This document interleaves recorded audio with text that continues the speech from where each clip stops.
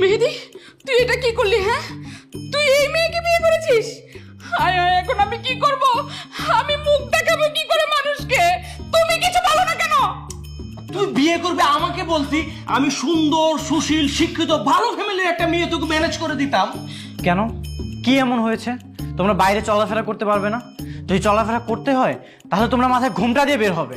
একটা থাপ্পড় মেরে তো দাঁত ফেলে দেবো, বেয়াদব ছেলে কোথাকার। হ্যাঁ, ফাইজলামি করিস তুই আমার সাথে? তুই আর কোনো মেয়ে পেলি না, তুই এই মেয়েকে বিয়ে করলি? এখন আমি তোর বাবাকে কি জবাব দেব?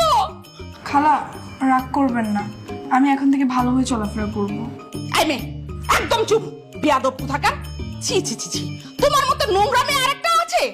কখনো শুনেছো যে কয়লা ধুলে ময়লা যায়? হ্যাঁ, তোমার নামে কত বদনাম। তুই এই মেয়েকে এখন ডিভোর্স দিবি। তোমাদের মতো কিছু মহিলার কারণে না আমাদের দেশটা উচ্ছন্নে যাচ্ছে। কি? আমার জন্য দেশ উচ্ছন্নে যাচ্ছে? আর এই মেয়ে কি? এই মেয়ের জন্য কি দেশে সর্বনেমে আসছে? হ্যাঁ হ্যাঁ, আসছে। তোমাদের মতো কিছু মহিলা না প্রত্যেকটা এলাকায় থাকে, কিছু জেনে না গুজব ছড়ানোর ওস্তাদ। আচ্ছা, তুমি ওর সম্পর্কে কতটুকু জানো? তুমি যে সবাইকে কত কিছু বলেছো, নোংরা কথা বলেছো, তুমি সত্যিটা জানো নাকি আন্দাজের উপরে সবকিছু বলেছো? তার মানে কি ও কি খারাপ মেয়ে নয়? হ্যাঁ, ও কি রাত বিরাতে বাড়ি ফেরে না?